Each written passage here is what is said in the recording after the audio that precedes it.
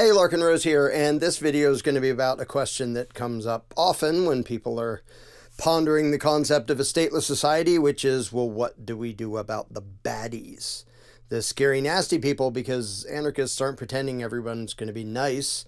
Like, the non-aggression principle is that ideally people aren't going to commit aggression, but obviously some are, and it's immoral, and voluntarists recognize that as wrong, and they recognize the right of self-defense. But the question of, well, what do we do with the people who are doing that if there isn't a government, and there aren't cops, and there aren't government courts, and all that? And that's a perfectly good question, so I'm going to address it here. Now, some people ask the question as an excuse for advocating statism. Well, I can't quite picture how we would deal with those people, so I'm going to advocate the enslavement of mankind. That's a bogus, illegitimate argument, but I'm making this video for the people who understand and accept, yeah, aggression isn't okay, government isn't okay, it's corrupt, it's inherently violent and coercive, and but after all that, what are we going to do about the nasty people that do exist?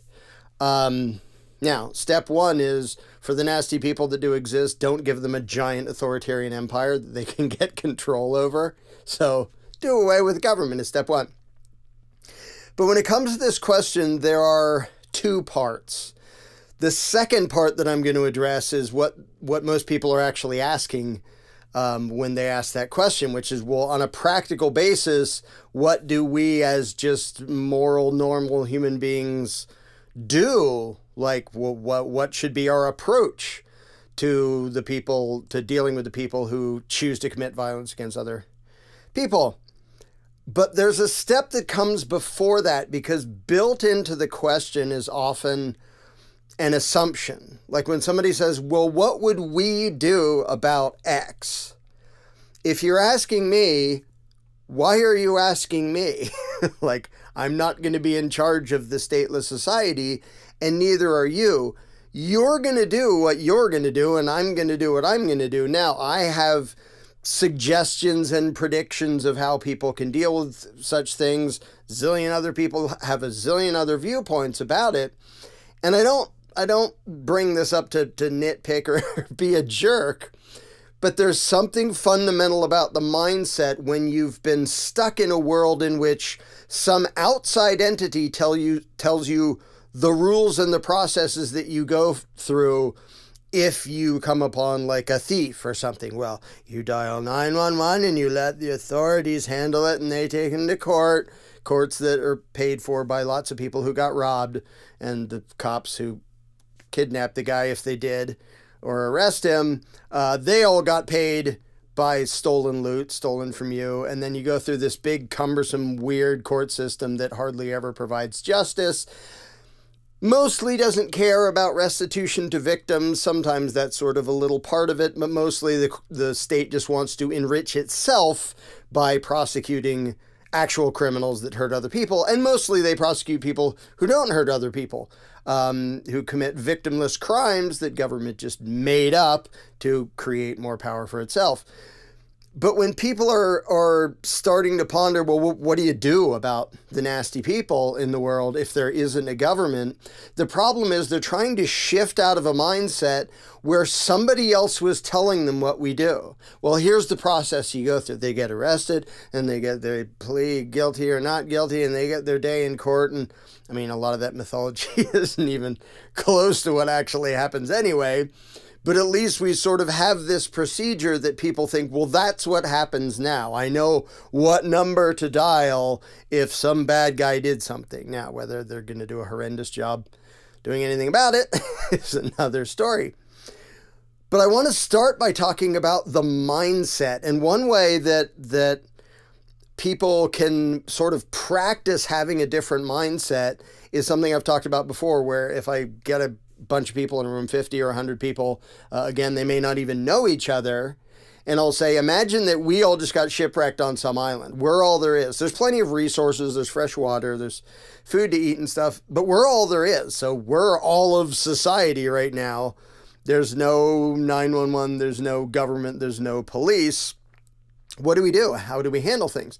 And so I've gone through the mental exercise with groups of people talking about this, and I bring up the example, okay, now we just found out that this guy over here was stealing something, like let's say somebody else took all day to make a bow and arrow to try to catch fish, and that guy stole the bow and arrow. We caught him, he totally admitted it. What do we do about it? Now, the first step is one of the most important and one of the most awkward for the exact same reason, which is the first step is all the individuals taking responsibility because they don't have anybody else to foist it off on for whatever they're going to do. It's like, well, what would you do about it? There's no court system. There's us on this island, and that guy just got caught stealing.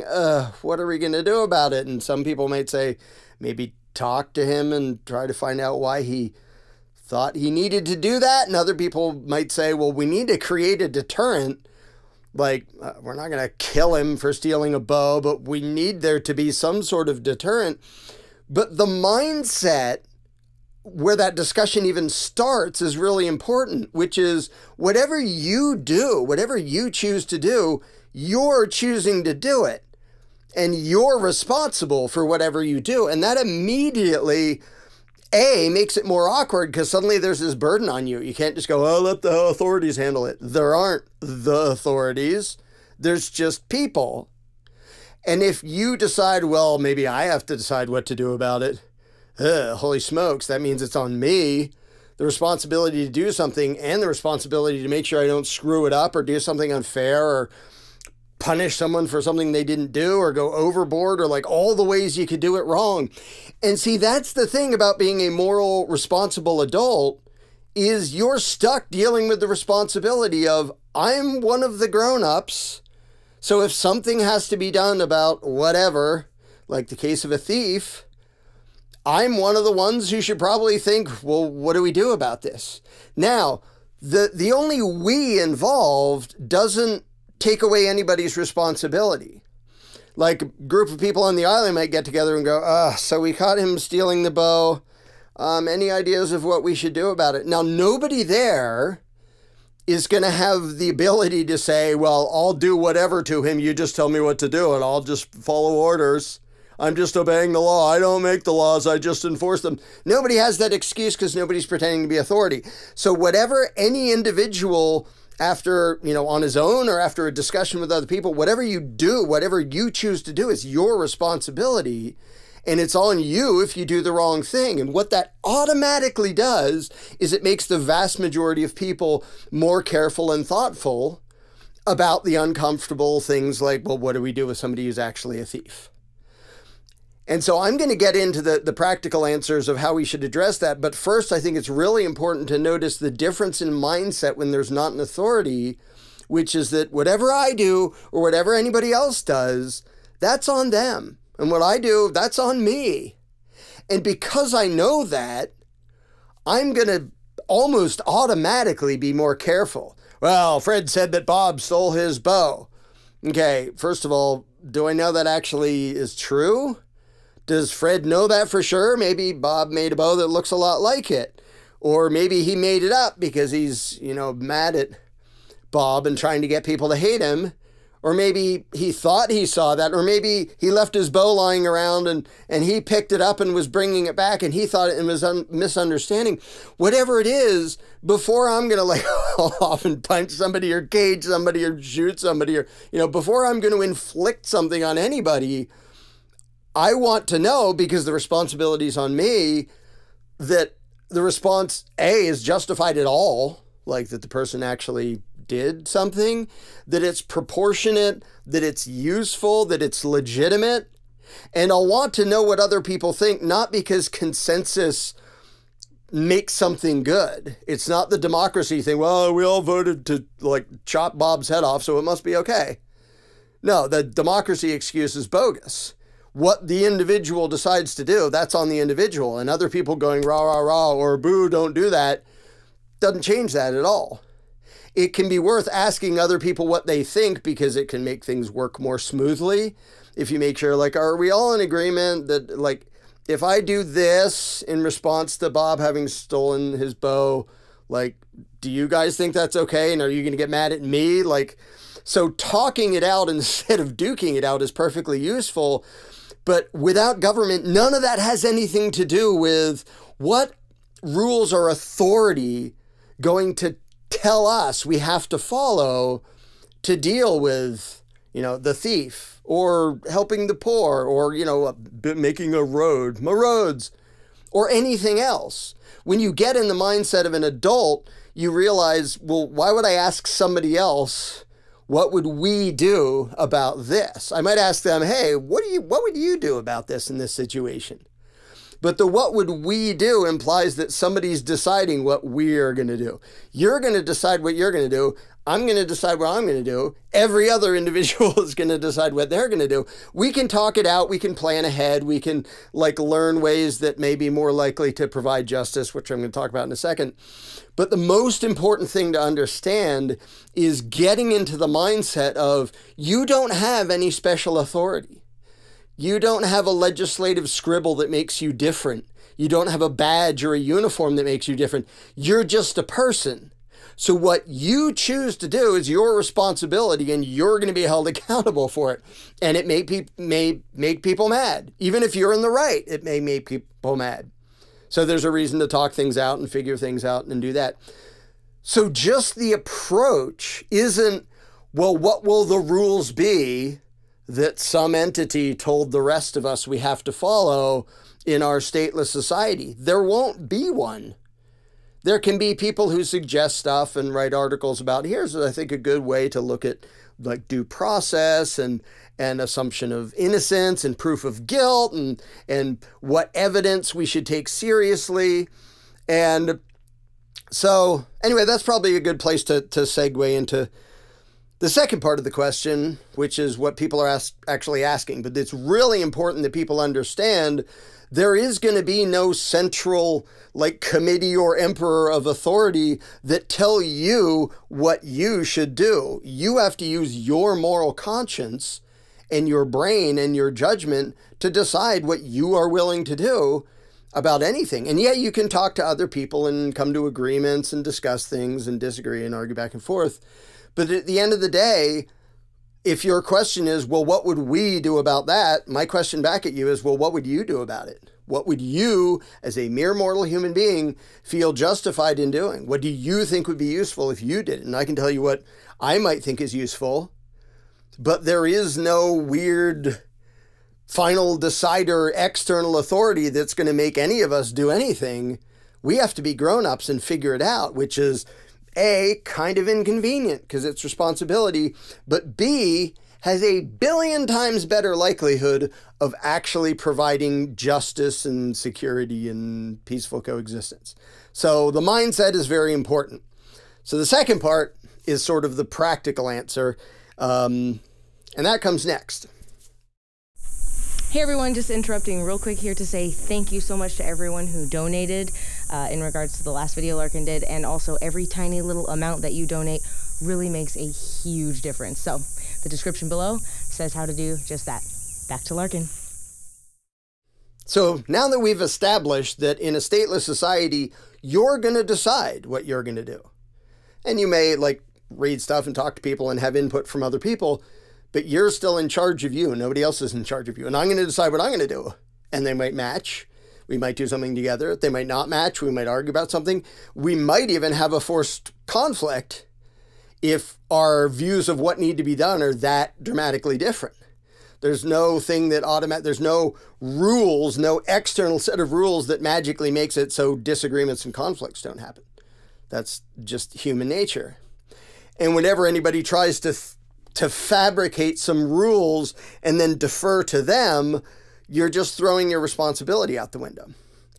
That having been said, as far as the practical side of what do we do with bad guys, there is a huge amount of useful and some of it pretty damn brilliant thought regarding how do you deal with the bad guys that has bits and pieces of it even in government legal systems and is, you know, based in common law and going back to like British common law and going back just, you know, centuries and centuries, bits and pieces of it that actually have wisdom to it. Now, the versions today have been smashed into an authoritarian template and turned into a total mess and a disaster and a joke.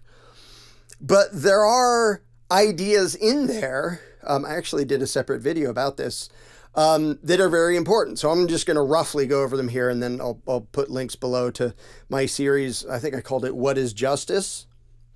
Because if you're a person deciding what to do about, well, you know, Bob stole Fred's bow, or we think he did. Fred says he did. What are we going to do about it? Well, what are you going to do about it? Oh, what am I going to do about it? I don't know. I don't really want it to be my problem, but maybe it has to be, because it has to be somebody's problem, and maybe we'll sit down and talk about it.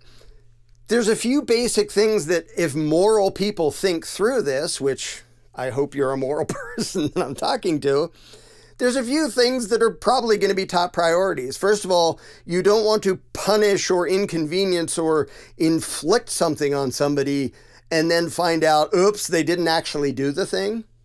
So step one is, well, are we actually sure what happened? Like the factual, like investigation to decide what happened. Now, sometimes it's not in dispute. It's like, well, we all saw, you know, him punch him because he didn't like his hat or, you know, whatever it is. But a lot of times it is in dispute and the two parties are saying completely different stories. And then it can be totally useful to have stuff like investigators or to talk to different sides and make sure you hear from both sides. And a lot of just sort of general principles that you could probably think of on your own are built into a number of legal systems and then totally corrupted by governments. But the idea of, like, you can't be forced to testify against yourself. That's something that a lot of people might be like, well, why not? If you did something bad, shouldn't we like bludgeon you over the head till you say you did it? Well, no, because if somebody didn't do something bad and you bludgeon them over the head enough, they're going to say they did to make you stop bludgeoning them over the head. And that's, you know, that's kind of well known. And it's like even the CIA admits, yeah, information we get through torture is completely worthless because they'll say anything. So we stop torturing them. So a confession that is forced is worthless as evidence. It doesn't mean anything. It means you tortured a guy enough that he said something. It has nothing to do with whether it's true or not. So you don't get to torture him. And while we're at it, wouldn't it sort of be fair if the person accused of something gets to confront the person who accused him? Like, has the right to confront his accuser. Hey, you said I took your bow. No, I didn't. It was lying around on the beach. I picked it up. I was walking around asking people, is this yours? And then you saw me and got all mad. Like, so the right to confront your accuser is, again, just sort of a formalized thing of... formalized version of something that normal people would think of. Like, well, let's check. Like, let's hear both sides. Because if he says, wait a minute, no, I didn't do it. All right, now there's a dispute about factual stuff. Now, are we going to just assume guilt because he's been accused? He denied it. Are we going to assume he's innocent? Like, where do you start? And, you know, going back centuries was the principle of people saying, you know, I think it's actually more important to not punish the innocent than it is to punish the guilty. So I'd rather accidentally let someone guilty get away with something and not get punished because we couldn't quite prove all the way that they did it than find out that we punished somebody who didn't do something, because that's really bad. That makes us the bad guys. Like, the failing to punish somebody because you weren't all the way convinced what he did, you know, that's kind of a bummer. But the, oops, we all the way punished an innocent person, that's really bad. Now you're the aggressor, and that's on you. You're responsible. And for you to just, like, if you're the one who did it, and for you to just say, oh, I thought he did it, okay, that you were wrong. And you did something really bad based on your misunderstanding. So maybe don't just jump to conclusions based on wild guesses, but go through the process of burden of proof and due process. We're not going to do anything to you until we like go through the process of doing what we can to try to figure out what factually happened. And when we do figure out what factually happened, sometimes the person will, yeah, I took his bow because I needed his bow, and to each according to his need. And it's like, okay, we have a commie. What are we going to do about the commie? We don't want him to keep stealing stuff because he doesn't believe in property, except he likes to steal stuff and use it for his own, which means he does believe in property. He just doesn't believe in anybody else's property because that's what communism always is. So what do we do about it? So when you've established the facts, if you can get to the part that's indisputable, then the attitude is, well, what's our goal? Like, is it just revenge? Because that doesn't really do any good. Sorry. If it's protecting the innocent by way of making that guy have a reason to not do that again, that's a worthy goal. But you can also, you have to think about proportion. And it's like, well, we can chop his hands off because he stole, and in some cultures they do that. Personally, I think that's kind of messed up. That's way overboard for taking a bow and arrow.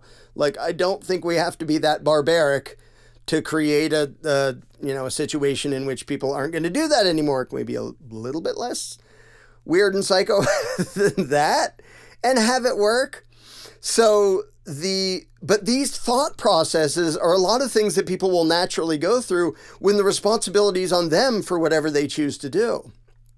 And by the way, another thing that makes lots of sense is using a jury. It's not because a jury is special, they're just people. In fact, the whole point of a jury is they're just people, and hopefully a jury of your peers, like people who know you and who, they live on the same island, they know you, they know what you did before. And to have a bunch of people having to decide, well, do we think he stole that guy's bow or not? To have a group of people trying to reason it out and talk about it makes it more likely that you're going to get to the bottom of it and find out what the factual truths are. It's not a guarantee. And I've said this before because people so often will make something into a rule and then pretend the rule, you have a right to a jury trial. Well, no, you don't. Like, if I saw somebody like brutally assaulting a child, I'm going to kill them. I'm not going to wait for a jury trial. I'm not going to drag them off and go, I'm going to try my darndest to prove to the jury. The whole point of the jury trial is to make sure the facts are known. Well, if one person knows the facts of some heinous crime, there isn't actually a rational, logical reason to try to go to a bunch of people who weren't there, didn't see it, and have no understanding to try to convince them. Now, you might want to tell them about it just so they don't think you're a psycho if you're killing some person who was like attacking a little child or something. Like, out of self-defense, look, here's what I saw, here's what happened, I saw it with my own eyes, I was there, then this happened, so don't kill me. I didn't just kill the guy for the heck of it. He's a friggin' psycho. I saw him. I witnessed him doing that. But in that case, it's a fine example of you don't have a right to a jury trial. Now, the idea of the jury trial is based on, a good idea of, well, we should make sure that we've established truth to a certain point. But if you have somebody who actually saw it, they're the one who has the most responsibility to say, well, I can't possibly convey to somebody else the experience that I had with my own eyes, which means as far as a judge of the facts, I'm it. I was there. I saw it. Nobody else did. They can, the guy can deny it. I can say this happened. He can say that happened. And they can all go, oh, we have to decide which one to believe. Or I can realize, well, crap, because I'm the only one who actually knows the facts of what happened. That kind of puts it on me to decide what to do about it. And there's no such thing as, well, I'm going to hire somebody else to do something and I'm not responsible and they're not responsible. Like, that's the authority route. It's like, well, whatever I'm going to do, that's on me and that's my responsibility, including let somebody go who I know because I saw it is like a predator of, little children and like completely evil crap. No, I'm going to freaking kill him.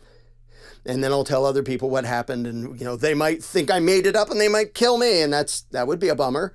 And hopefully we'll go through the process and talk about it and I can establish why, no, this is really what happened. You can go there, you can see the evidence, you can, I can make my case so they don't decide I'm an evil murderer. And when people think of scenarios like that, I was like, well, that's an example of there might be confusion and a dispute of the facts. Yeah, not only might there be, there will be. A lot of the time, there already is.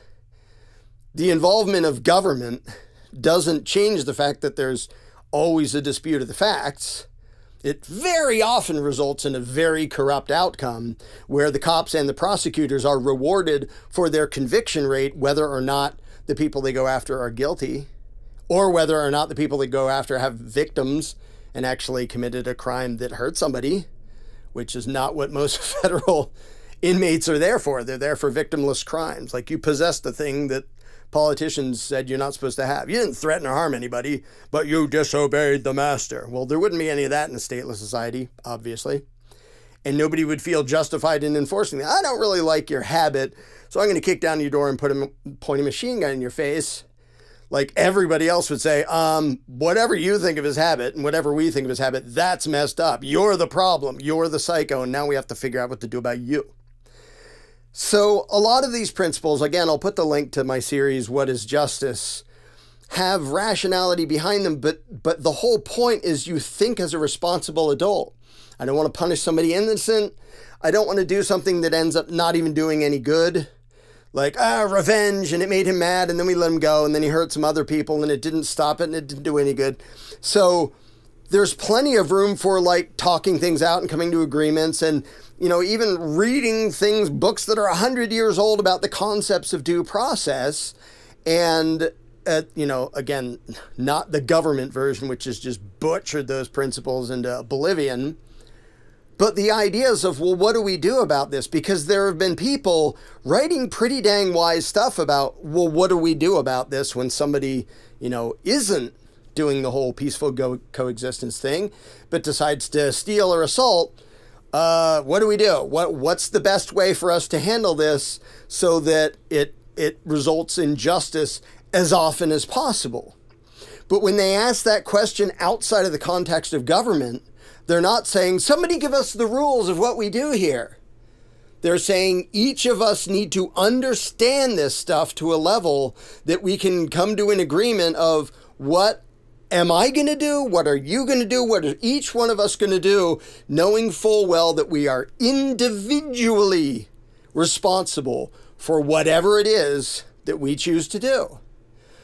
And so there's the in-depth answer to this is a lot longer, but mostly I find, like when I did the thought experiment with people on an island, people who've never had themselves in that position, like it's never been up to them to decide what to do with the crook. Well, I call the police and hand him over. I'm not even allowed to do anything else, so I do that and I don't have to think about it. But in settings where I've had these discussions a few different times with different groups of people, I find that immediately, having never been in that mindset before, never been in that position before, suddenly plunked into the hypothetical of, well, what would you do about it? Almost everybody gives better suggestions than government ever gives, which is a really good sign. Now, when society gets to the point where people are used to being responsible and they understand these principles, so it's not like a bunch of kids that were just let loose on the playground and they're trying to figure out justice, because society will grow up 1,000-fold when the belief in authority is gone, because we have to. Because then we realize, well, we're all there is. There isn't, call 911 because I don't like the color begonia that my neighbors planted. It's like, well, tough crap. Like, you're going to have to find a way to figure it out like a grown-up instead of whining to mommy or daddy government. So people already have in them the ability to make way better judgment calls on this, even if they haven't thought about it at all, than government does. And I've seen that in my own eyes, with my own eyes, when doing these little thought experiments. So my somewhat rude answer to the question of, well, what do we do about baddies? Put yourself on the island. There's 50, 100 people you don't know. Okay, let's say we've established that guy stole something from that guy. What would you, as a mere mortal human being, no badge, no legislation, no special appointment, no authority, what would you feel justified, and what do you think would be a useful response to that? And would you talk to other people and decide what to do? Because that practice of being a grown-up makes us stop asking somebody else, well, if there wasn't government, what would we? And start asking ourselves, okay, if I had to be a grown-up, what would I do about this? And, you know, maybe I and my neighbors would do something together. But you start thinking like a self-owning individual instead of thinking like a slave who has to ask the massa what we're going to do about anything. How am I going to get food? Where am I going to get shelter? What do I do about this? What do I do about that? There's no massa anymore. You're free.